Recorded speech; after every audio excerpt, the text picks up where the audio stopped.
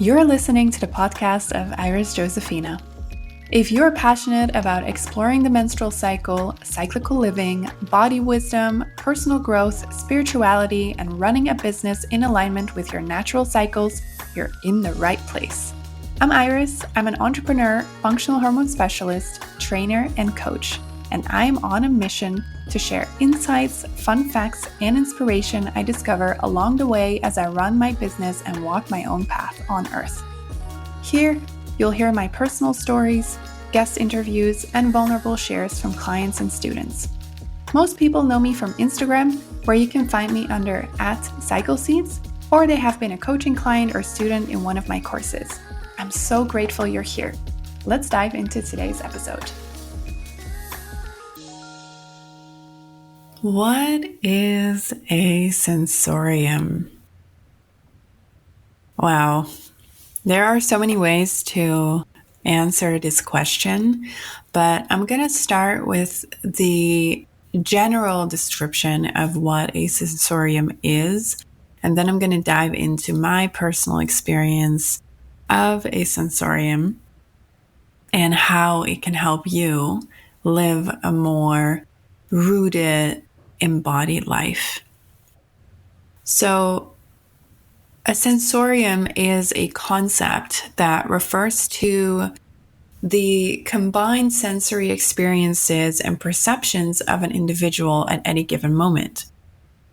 It really encompasses the full range of sensory input we receive, like sight, sound, touch, taste, and smell, along with the body's internal sensations, such as balance and gravity, temperature, bodily awareness, also known as proprioception.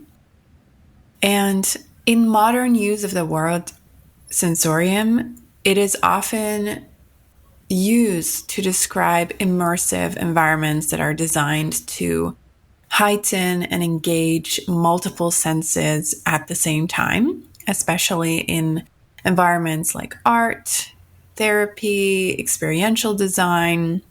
For example, a sensorium installation might combine sounds and scents and lighting and texture to evoke a specific emotional or physical response, aiming to create an experience that feels fully immersive. Now, historically, this word has root in neurology and psychology, where it was used to describe the brain's collective processing of sensory input. And today, it's more likely to be found in fields like art, wellness, even virtual reality, where the idea of a sensorium is used to craft a deeply engaging, multi-sensory experience. Now, how does this relate to my work? And why am I talking about this? Simply because sensoria have had a profound impact on my life and also my relationships. The first time that I experienced a sensorium in my life was in an environment with only women. And I've gone through multiple of these experiences in different settings, but most of them were in environments with women and people with menstrual cycles only, people with bodies who look like mine. And what was so profound about this experience that I, didn't think of before I experienced this whole array of sensory input and output is that in a space with people I am not sexually related to, there are also no sexual expectations. And this opened up a whole field of possibility of landing in my body, of not responding to the things that I usually respond to. And I'm going to give you an example of that in a minute. So the fact that I was in a space with people who had bodies who look like mine set a whole different safety for me. Because in a space where I'm usually vulnerable like that, where I offer my body to be touched, where I'm offered smells, where I'm offered closeness, this was in a context with partners. And usually the underlying expectation is, okay, when we do this whole experience of touching, smelling, tasting, hearing, etc., there needs to be an exchange at the end, and the exchange often looks like sex. Now, in these experiences with these women on these retreats that I went on, this expectation was not there at all. And what I noticed is that this took away a sense of unsafety or a sense of anticipation or expectation that, okay, I'm given things right now, but at the end, I'm supposed to be giving my body to this person. And this was not the case at all. So the way the sensoria that I have experienced went was that we set the space.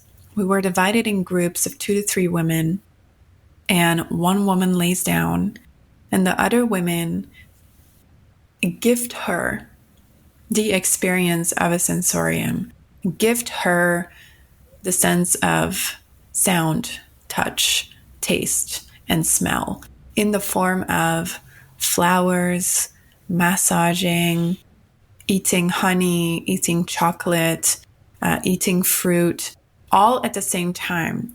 So all of the senses are stimulated in a non-sexual way at the same time in an environment where you feel extremely safe, extremely held, and where there is no expectation of you. This for me was the very first time, my first sensorium was the very first time that I experienced this in this way. And I noticed that I could land so much deeper in my body. I could breathe deeper. And even things that would normally shock my body, like a sudden sound in the room or a change of energy, it didn't affect me as much. I remember the first time I experienced a sensorium, there was a metal bottle falling because someone hit it and it fell. My normal response would be that my body would jump over that sound. But because the setting was so safe and I felt so held and so rooted in my own body, the range of my nervous system had all of a sudden changed dramatically in a very short period of time. Where I would usually jump at that sound, my body didn't give a peep. I was calm. I was relaxed. And I noticed that my window of tolerance of my nervous system was all of a sudden so much wider. I wasn't hypervigilant. I wasn't hyper focused on changes in my environment. I was just in my body and I could just leave my environment be. And I think this is the gift that so many people deserve, because so many of us are so hypervigilant, are constantly looking over our shoulders, are constantly feeling unsafe in the body, are constantly having to reassure ourselves that we are safe and nobody is going to attack us, nobody is going to want anything from us. And if that is the case, if somebody does want something from us, we're constantly anticipating. We're constantly very aware of the boundary of where the receiving stops and where we will have to be giving. And I've spoken about this with many of my clients in many group settings that I've been in. And this is a real thing. This is a real thing that we experience in a phenotypic female body. And even with a beautiful experience like a sensorium where you can open up all of your senses, when this happens in a context with a partner, the energy is always different because there is always this lingering expectation that we need to give sex at the end. And I want to illustrate that I have also experienced sensoria with my partner, and it's different. it's different than in a space with women only or with people who are engaging with me in a very non-sexual way. Of course, I love my partner, and this is something that we share as something sacred together, this sexual aspect of our relationship. So it is something that I naturally want to share with him. But also, having a sensorium with a partner and having like clear communication around, okay, we're just going to focus on this sensorium, and now I'm going to give and you're only going to receive, or I'm going to receive and you're only going to give. The whole dynamic of who we are in a relationship can change in that moment. And it can be a very beautiful thing to create intimacy in relationships, specifically with a partner, when that aspect of the relationship maybe seems a little bit far away or you don't make time for it.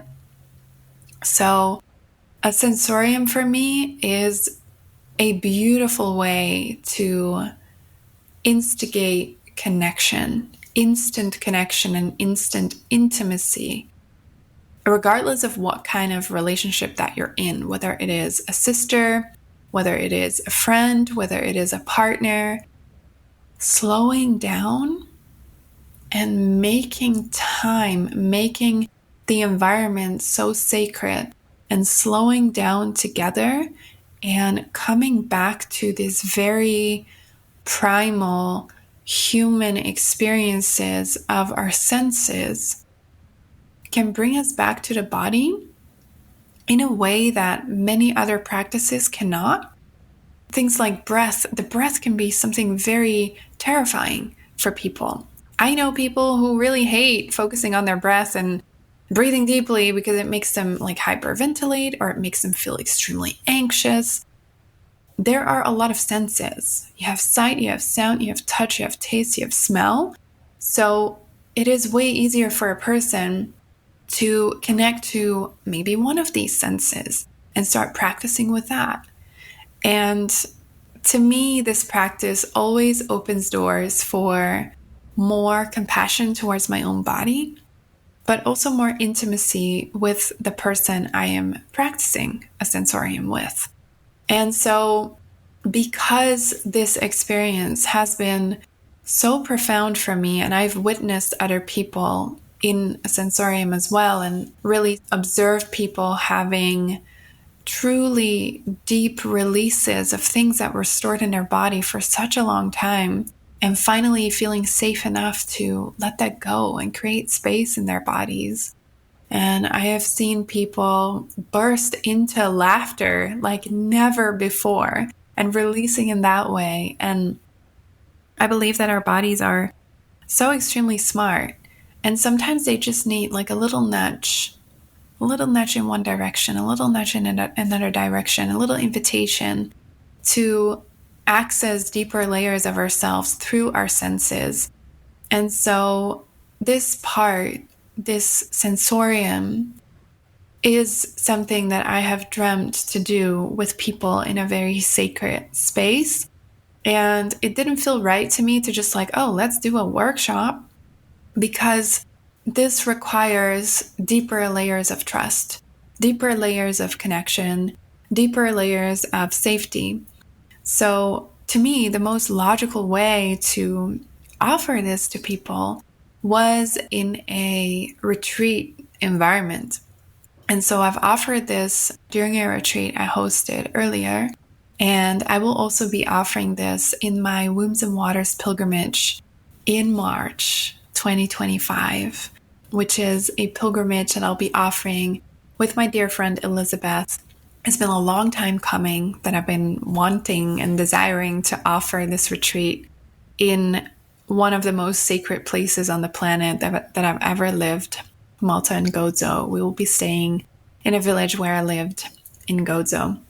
And we will be descending into a cave, and we will experience this sensorium experience in what I call the womb of the Great Mother. Like every cave is an invitation to go back to the safety of the womb.